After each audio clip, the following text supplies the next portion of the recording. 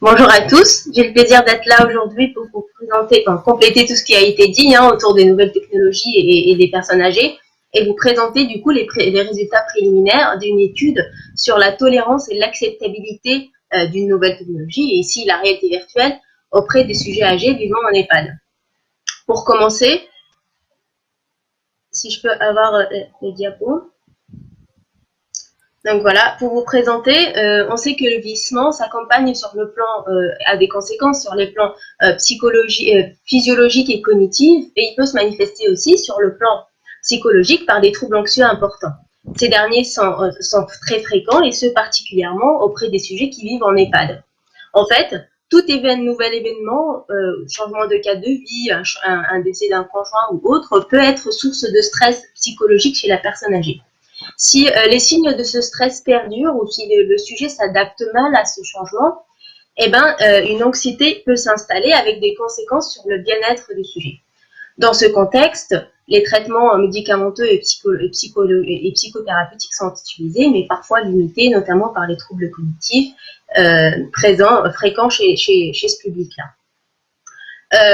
Dans ce contexte, certains EHPAD vont favoriser la mise en place de certaines activités qui sont perçues comme étant plaisantes. En parallèle, on sait que la nature a des vertus et permet la récupération d'un stress psychologique. En fait, rien que la perception des caractéristiques de la nature peut procurer des réponses émotionnelles positives, notamment liées à la sécurité et à la survie, permettant ainsi d'améliorer l'anxiété et d'améliorer le bien-être des sujets âgés. Et ce, particulièrement si le sujet se sent vraiment en immersion dans l'environnement naturel. C'est pourquoi on s'est dit, mais pourquoi pas utiliser la réalité virtuelle qui permet de proposer un panel d'environnements virtuels, notamment naturels, qui reste un dispositif qui est accessible, qui s'adapte aux caractéristiques des personnes et à leurs besoins.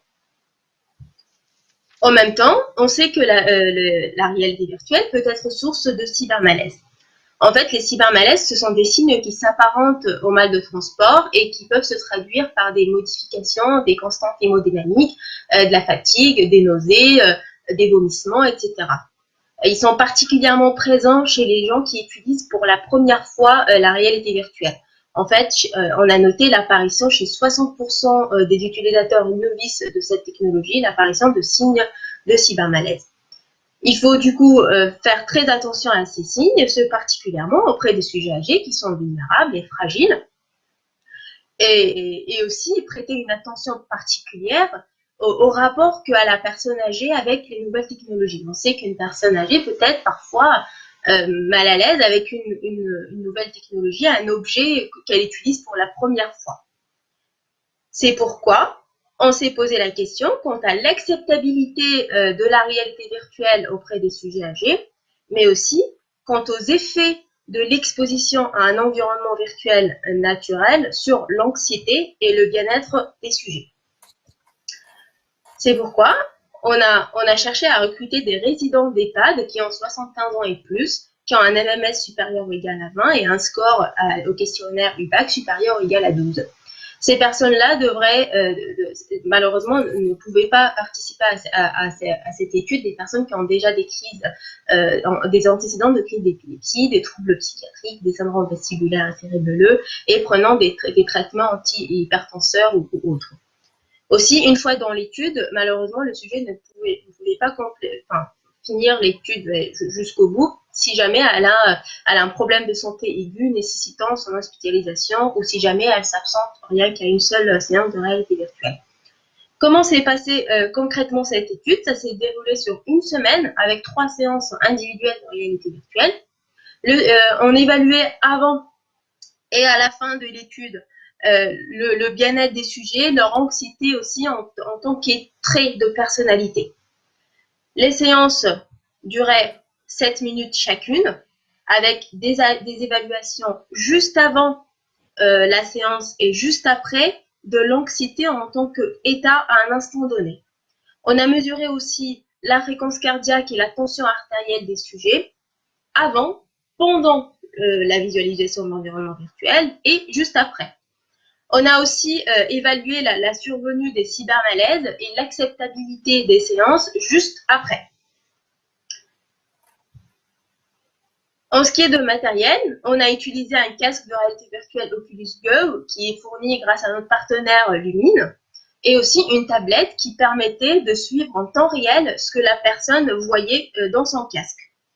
3 scènes d'environnement virtuel ont été proposées. Une qui consiste à une balade en forêt au rythme des saisons. Donc, on voyait les saisons qui défilent avec les modifications naturelles qui surviennent avec. Un grand canyon, mais aussi des animaux qui se promenaient dans la nature. On a utilisé un tensiomètre et aussi pour un questionnaire, le Wellbeing Index pour évaluer le bien-être, et le questionnaire State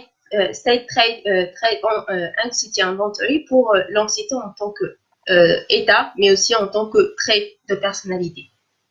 Pour ce qui est de l'acceptabilité, on a évalué la survenue des cybermalaises grâce à un questionnaire qui est le Simulator Sickness Questionnaire. Et aussi, on a pris en considération l'impression qu'ont les sujets par rapport aux caractéristiques de la réalité virtuelle, le ressenti juste après la séance, l'intérêt qu'ils ont eu quant à ces séances-là et leur motivation quant à poursuivre éventuellement d'autres séances de réalité virtuelle. Ceci a été fait grâce d'une part à des questionnaires, donc des données quantitatives, mais aussi à des entretiens semi-directifs, donc des données purement qualitatives pour voir ce qu'il en ressort.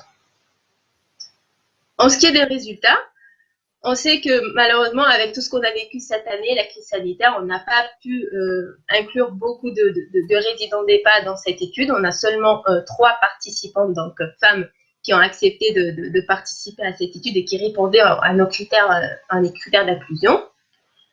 Si on regarde bien, pour ces 3 personnes-là, on voit que pour les 3 séances de réalité virtuelle, on voit une légère diminution, voire parfois une stabilisation. Ici, on voit pendant la séance 2 de l'anxiété d'état. En ce qui est de l'anxiété de trait, on voit une légère diminution aussi de l'anxiété chez nos 3 participantes sur l'ensemble des séances. En ce qui est de leur bien-être, on voit une nette amélioration chez nos 3 participantes de leur bien-être en comparaison à avant l'étude. En ce qui est de l'acceptabilité et plus particulièrement en cybermalaise, on a noté sur l'ensemble de séances une apparition sur la moitié des cas, dans la moitié des cas de cybermalaise évalués grâce au SSQ. Et ce, avec une moyenne de 2,4 et un écart type de 2,1. Les classant ainsi, si on essaye de catégoriser ces signes en tant que signes négligeables, car c'est inférieur à 5. En ce qui est maintenant du ressenti des participants quant aux caractéristiques de la réalité virtuelle, leur impression.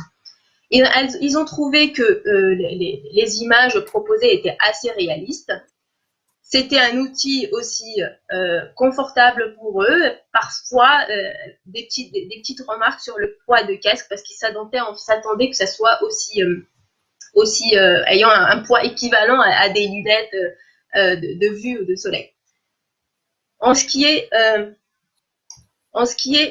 du ressenti des sujets, on voit que nos sujets n'ont pas été fatigués. Elles ont trouvé que le temps qu'elles ont passé pendant l'exposition était acceptable. Elles étaient plutôt apaisées et elles ne se sont pas ennuyées au cours de la séance. Et elles disaient que le fait de voir des scènes variées, ça permettait justement de ne pas s'ennuyer. En ce qui est du sens de présence, les sujets n'étaient pas tout à fait d'accord par le fait qu'elles étaient transportées par la réalité virtuelle dans un autre monde.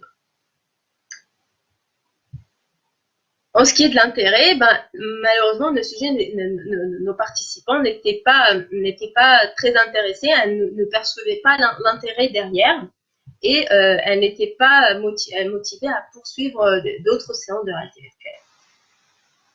Alors, si on regarde bien, on peut dire que la réalité virtuelle a été acceptée par les sujets âgés, bien que fragiles, bien que dépendantes en EHPAD. Et en ce qui est de l'anxiété et de bien-être, on peut dire qu'aussi, il paraît que chez nos 3 participantes, l'exposition à la réalité virtuelle aurait permis d'améliorer leur anxiété, mais aussi de leur bien-être. Si on creuse un peu maintenant, en ce qui est de l'acceptabilité, en termes de cybermalaise, les signes ils étaient négligeables, et ce, peut être dû à au fait que les séances n'étaient pas très longues, le fait que les sujets ne se sont pas ennuyés, on a proposé un contenu qui était varié, le fait que l'outil était en soi confortable, mais aussi ça pourrait être dû au fait que les images n'étaient pas très très réalistes. En fait, on sait que si on propose un environnement très réaliste, ça pourrait être source de cybermalaise. Et sur le fait que les sujets n'étaient pas très transportés par cet outil. Du coup, on voit que les sujets étaient bien apaisés, ce qui est en concordance avec les scores d'anxiété qu'on a recueillis chez nos participants. Mais malgré cela, nos participants n'ont pas perçu réellement l'intérêt de ces séances-là. Est-ce que ça pourrait être dû peut-être au fait que l'anxiété et le bien-être sont des notions subjectives et très abstraites pour des sujets qui ont quand même quelques troubles cognitifs? On a vu cela sur la motivation des personnes. En fait, ils n'ont pas perçu d'intérêt d'utiliser ces séances et du coup, ils n'ont pas été motivés à poursuivre d'autres séances de réalité virtuelle. En conclusion, on pourrait dire que les caractéristiques de l'environnement virtuel sont très importantes à prendre en compte.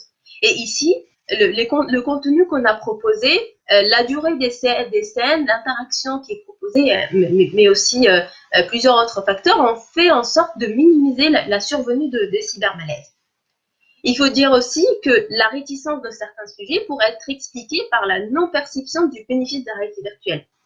D'ailleurs, certaines études elle insiste sur le fait que les sujets âgés seront partants pour l'utilisation de nouvelles technologies si jamais ils perçoivent le bénéfice derrière. La réalité virtuelle pourrait donc être acceptée, même auprès d'une population fragile, à condition de bien adapter les séances proposées et à condition de bien expliquer l'intérêt des séances et que les sujets perçoivent bien l'intérêt derrière. En perspective, pour être peut-être une étude plus longue, du coup plus que une semaine, pourrait permettre de percevoir l'effet sur l'anxiété et le bien-être et du coup l'utilité des séances. Ça serait bien aussi de voir l'évolution des signes des cybermalaises au fur et à mesure des séances, voir si jamais, au fur et à mesure des expositions, le sujet s'adapte et du coup les signes de cybermalaise diminuent. Ça serait aussi intéressant de voir l'acceptabilité en rapport avec chaque scène proposée. Du coup, ici, on a proposé 3. Ce serait intéressant de voir s'il y en a une qui peut particulièrement causer plus de cybermalaise qu'une autre ou qui serait plus acceptée qu'une autre. Ces éléments sont très importants, nous permettant ainsi de concevoir un environnement virtuel optimal, permettant de diminuer les signes de cybermalaise, mais aussi de favoriser l'acceptabilité de la réalité virtuelle, nous permettant de soigner plus de signes d'anxiété, mais particulièrement des phobies spécifiques telles que la peur de chuter par exemple, qui est très fréquente, et ce sera l'objet d'ailleurs de notre prochaine étude dans ce contexte-là et dans cette thèse. Je vous remercie pour votre attention.